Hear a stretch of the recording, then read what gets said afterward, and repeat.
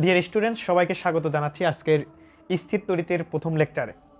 আমরা স্থির তড়িতের কুলম্বের সূত্র সম্পর্কে আগে জানার চেষ্টা করব। আমরা কুলম্বের সূত্রটা হচ্ছে বোর্ডে লিখে রেখেছি, যদি একটু পড়ি তাহলে আমরা দেখতে পাবো নির্দিষ্ট মাধ্যমে দুটি বিন্দু আধানের মধ্যে ক্রিয়াশীল আকর্ষণ বা বিকর্ষণ বলের মান আধানদ্বয়ের গুণফলের সমানুপাতিক, মধ্যবর্তী দূরত্বের বর্গের ব্যস্তানুপাতিক এবং এই বল এদের সংযোজক সরলরেখা বরাবর ক্রিয়া করে। আচ্ছা, মানে এই সংজ্ঞা দ্বারা আমরা মোটামুটি কিছুই বুঝলাম না। এখন একটু চেষ্টা করি। বলছি নির্দিষ্ট মাধ্যমে, ধরলাম এই মাধ্যমটা হচ্ছে শূন্য মাধ্যম। আমাদের এই বইয়ে মোটামুটি সব কিছু বায়ু মাধ্যম বা শূন্য মাধ্যমে কল্পনা করা আছে, ঠিক আছে? যে দুটি বিন্দু আধান, তাহলে ধরলাম এই যে এটা একটা বিন্দু আধান আছে এবং এটা হচ্ছে একটা বিন্দু আধান আছে, ঠিক আছে? তো বলছে এদের মধ্যে আকর্ষণ বা বিকর্ষণ বলের মান, ঠিক আছে? মনে করলাম এখানে হচ্ছে একটা বিন্দু, যার নাম দিলাম হচ্ছে কি Q1 বিন্দু, আর একটা বিন্দু দিলাম কি Q2। বলছে এদের আকর্ষণ বা বিকর্ষণ বলের মান আধানদ্বয়ের গুণফলের সমানুপাতিক। তাহলে আধানদ্বয়ের গুণফল কি হবে? Q1 গুণন কি হয় Q2। বলতে কি আকর্ষণ বা বিকর্ষণ বলের মান, যেটা সবসময় আমরা এফ দ্বারা প্রকাশ করি। আর কি বলছে? সমানুপাতিক, গুণফলের সমানুপাতিক না? দেখো কি লিখছে, আধানদ্বয়ের গুণফলের সমানুপাতিক। আচ্ছা, এবং বলছে মধ্যবর্তী দূরত্ব, এবং ধরলাম এদের হচ্ছে মধ্যবর্তী যে দূরত্ব সেটাকে ডি দ্বারা প্রকাশ করলাম, ঠিক আছে? ডি মানে ডিস্টেন্স। কি বলছে? তাহলে এফ এর সাথে এডি এর কিরকম আছে? দেখো বর্গের কি ব্যস্তানুপাতিক। তাহলে ব্যস্তানুপাতিক হবে, শুধু কি ব্যস্তানুপাতিক না, বর্গের ব্যস্তানুপাতিক। বুঝতে পারছি সূত্র? তাহলে মোটামুটি বলতে, এবং এদের কি বলছে এই বল সংযোগের সরলরেখা বরাবর কি করে, তার মানে এই দিকে কাজ করে আবার কি করে এই দিকে কাজ করে। বুঝতে পারছি? তোমাদের একটা জিনিস এখন বুঝাই।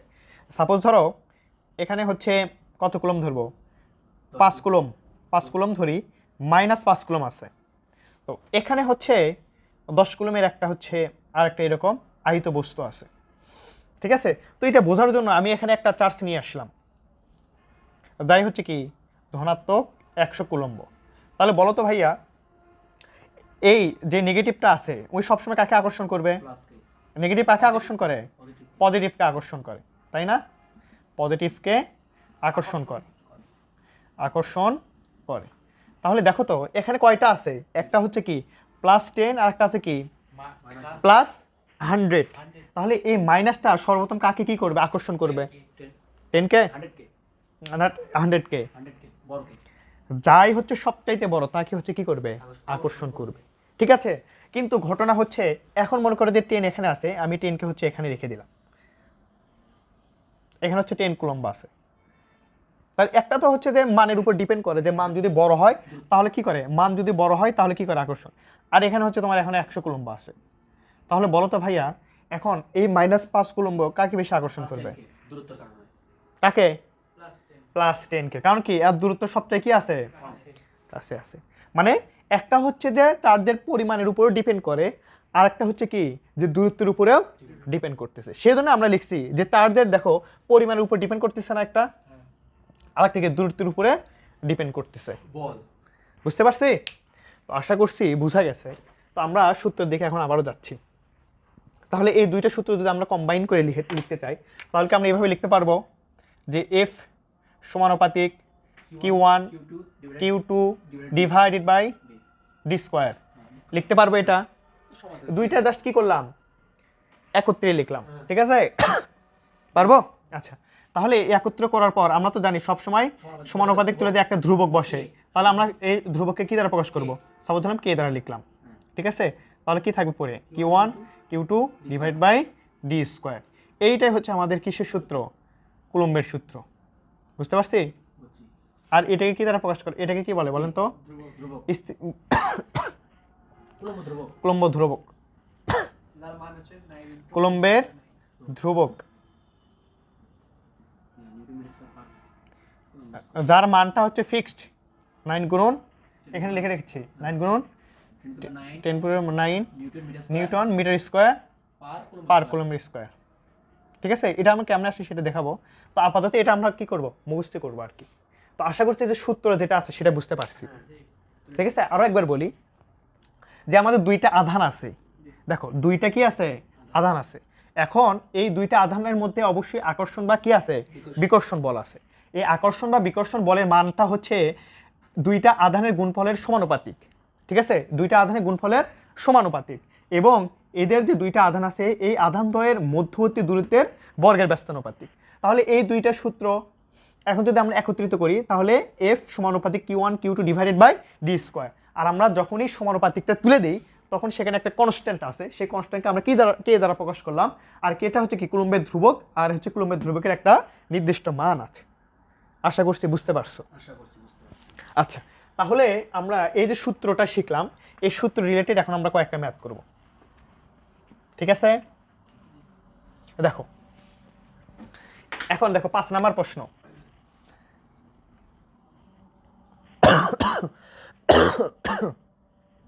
আমাদেরকে প্রশ্ন কি বলা আছে দেখো তো, যে 5 কুলম্ব ও 10 কুলম্ব চার্জিত বস্তু পরস্পর থেকে 10 ন্যানোমিটার দূরত্বে স্থাপন করলে এদের মধ্যকার আকর্ষণ বল কত হবে। বুঝতে পারছি। তাহলে মনে করো প্রদত্ত কি কে আছে বলো তো। Q1 কত ধরলাম আমরা, Q1 5 কুলম্ব, ঠিক আছে। Q2 minus 10 coulomb. তারপর কি বলছে যে ডি কত আছে ভাইয়া, 5 ন্যানোমিটার। কিন্তু সবসময় কি করতে হবে, মিটার করতে হবে। 15 গুণন 10 ইনভার্স মাইনাস 9 হয়, তাহলে হয় মিটারে পরিণত হয়। ওকে, এখন আমাদেরকে বলছে যে এদের মধ্যকার আকর্ষণ বল এফটা বের করতে হবে আমাদের। দেখো তো ভাইয়া, আমরা যে সূত্রটা শিখছিলাম সেখানে Q1 Q2 ডি থাকলে আকর্ষণ বা বিকর্ষণ বলে মানটা বের করতে পারতাম। সহজ না ম্যাথটা। তাহলে যার সূত্রটা এখানে বসিয়ে দিব। তাহলে কি জানতাম, আমরা জানি উই নো দ্যাট, সহজ সূত্র একবার বেসিক ম্যাথ।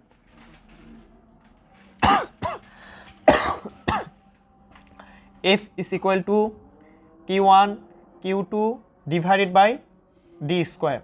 Q1 কত আছে আমাদের 5 না, Q2 কত মাইনাস 10, D স্কোয়ার জাস্ট ওটা বসিয়ে দিব আমরা। 15 গুণন 10 ইনভার্স 9 তার উপর স্কোয়ার। ক্যালকুলেটর দেখো, এখানে আমাদের একটা যে কোনো সূত্র চলে আসবে। ক্যালকুলেটর না হলেও এই যে এখানে আমরা অ্যান্সারটা লিখে দেবো। আর অবশ্যই এখানে কি হবে এককটা, নিউটন। বলের একক কি হয়, নিউটন। এটাই আমাদের অ্যান্সার, ঠিক আছে। আশা করছি বোঝা গেছে। আমি আরেকবার বলে দিই, দেখো দুইটা আমাদের চার্জ আছে দেওয়া, তারপর দূরত্বটাও আমাদেরকে দেওয়া আছে। তাহলে চার্জ দ্বয়ের গুণফল আর দূরত্ব হলেই তো আমরা আকর্ষণ বা বিকর্ষণ বলে মানটা বের করতে পারবো। যা সূত্রে জাস্ট বসাই দিচ্ছি। আমাদের বোর্ড কোশ্চেনে দেখবা যে গ নাম্বার প্রশ্নে সবসময় এই টাইপের ম্যাথটাই থাকবে, বাট এটাই হচ্ছে একটু ঘোরায় পেঁচায় বিভিন্নভাবে দিতে পারে, বাট গ নাম্বার সবসময় এই টাইপের ম্যাথটাই থাকবে। ওকে, বোঝা গেছে। তাই দুইটা আধানের গুণফল ডি স্কোয়ার, জাস্ট গুণফল করেছি ডি, একটা ক্যালকুলেশন করব, ক্যালকুলেশন করে যে অ্যান্সারটা হবে সেটাই আমাদের অ্যান্সার। বুঝতে পারছি। আচ্ছা, এখন তোমাকে এখানে ধনাত্মক বা ঋণাত্মক মানও আসতে পারে। কি পারে বলো, ধনাত্মক বা, ঠিক আছে, ধনাত্মক মান আসতে পারে বা ঋণাত্মক মানও আসতে পারে, ঠিক আছে। তোমার এখানে অ্যান্সার লিখে দিলেই হবে। ধনাত্মক দ্বারা বুঝাই কি জানো, বিকর্ষণ বল। যে পজিটিভ পজিটিভ কি হবে, বিকর্ষণ হবে। হ্যাঁ, আর যখন ঋণাত্মক হবে তার মানে কি, আকর্ষণ বল। যে ধনাত্মক থাকলে তখন কি হয়, ঋণাত্মক মান আসলে আকর্ষণ বল কাজ করে, ঠিক আছে। তাহলে আশা করছি বোঝা গেছে। তো আমরা দ্বিতীয় কোশ্চেনের দিকে যাই। আমাদের বলছে কি প্রশ্ন বলো তো, লোহার নিউক্লিয়াসে অবস্থানরত দুটি প্রোটনের মধ্যকার পারস্পরিক বল কত। মানে কি আমাদের কি চাইছে বলো তো, এফ চাইছে না, পারস্পরিক কি চাইছে, বল চাইছে। এবং তাদের মধ্যকার দূরত্ব ডি দেওয়া আছে না, কত দেওয়া আছে, 4 × 10 ইনভার্স 15 মিটার। জাস্ট এখানে আমাদের মিটারটা দেওয়া আছে। কিন্তু ঘটনা হচ্ছে আমাদের সূত্র কি জানতাম ভাইয়া, উই নো দ্যাট, কি জানতাম বলেন তো, we know that F is equal two কি জানতাম, Q1 Q2 divided by D square. কিন্তু আমাদের বের করতে হচ্ছে বল, কিন্তু দেখেন তো কোথাও কি Q1 Q2 এর মান দেওয়া আছে। তাহলে প্রশ্ন কি ভুল, হ্যাঁ। আমাদের এখানে দেখো কি বলছে, যে নিউক্লিয়াসে অবস্থানরত দুটি প্রোটন। তাহলে নিউক্লিয়াসে অবস্থানরত কয়টি প্রোটন, দুটি প্রোটন। আর তাহলে যেহেতু Q1 দুইটি প্রোটন আছে আর প্রোটনের মান সবসময় সমান, তাহলে Q1 Q2 তাহলে কি হবে বলো তো, 1 পয়েন্ট, দেখো এখানে লিখছে 1.6 10 ইনভার্স মাইনাস 19 কুলম্ব। না, ঠিক আছে, তাহলে দেখেন এই যে আমাদের একটা ছোট্ট যে মানে কি বলে দিচ্ছে, ক্লু দিয়ে দিচ্ছে যে অবস্থান তো দুটি প্রোটন, আর প্রোটন মানে কি আমরা জানতাম 1.6 10 ইনভার্স মাইনাস 19 কুলম্ব। ঠিক আছে, তাহলে আমাদের এখন কিন্তু দুইটা কিসের মান দেওয়া আছে, না দুইটা এখন হচ্ছে চার্জের মান দেওয়া আছে। তাহলে চার্জের মান দুইটা হবে, Q1 কত আছে বলো, 1.6 গুণন 10 ইনভার্স 19 কুলম্ব, গুণন 2 না, আমরা মনে করি সাপোজ সহজভাবে লিখি, তাহলে আরেকটা Q2 1.6 10 ইনভার্স মাইনাস 19, একই জিনিস লিখলাম। ঠিক আছে, আর ডি স্কোয়ার তো আমাদের দেওয়াই আছে, কত দেওয়া আছে 4 ইন্টু 10 ইনভার্স মাইনাস 4 নিউটন, তারপর কি হবে স্কোয়ার হবে। ও আচ্ছা, এখানে তো আমি কে এর মান দিইনি, আচ্ছা এখানে এই পাশে কে দিয়ে দিলাম। আচ্ছা কে যদি না দেই তাহলে হচ্ছে এখানে আমরা কে এর মানটা দিয়ে দিব, তাহলে কে এর মান কত আসবে 9 গুণন 10 ইনভার্স 9, তারপরে যা উপরে যা আছে নিচে যা আছে এগুলো লিখে দেব, এবং এখানে কি হবে নিউটন, অ্যান্সার। ঠিক আছে, বুঝতে পারলাম ভাইয়া, বুঝতে পারলাম কি, আশা করছি বুঝা গেছে। তাহলে আমরা মিশে দিই,